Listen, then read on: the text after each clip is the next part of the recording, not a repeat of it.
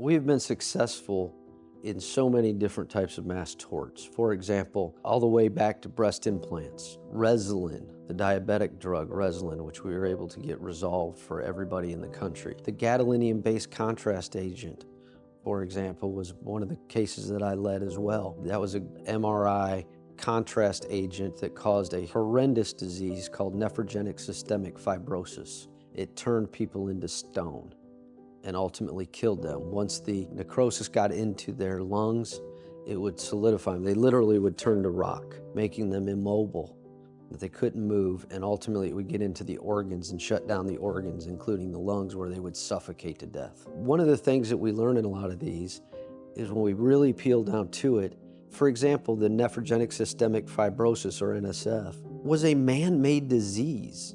It didn't exist in our society until this company started selling a couple of particular brands of this GBCA.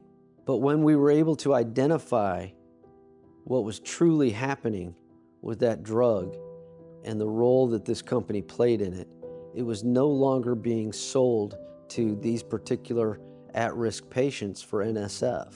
And once we did that, the disease went away. And it wasn't until we were able to seek justice on behalf of all of these victims that it became clear that they had to change. They had to literally change the way they sold this drug.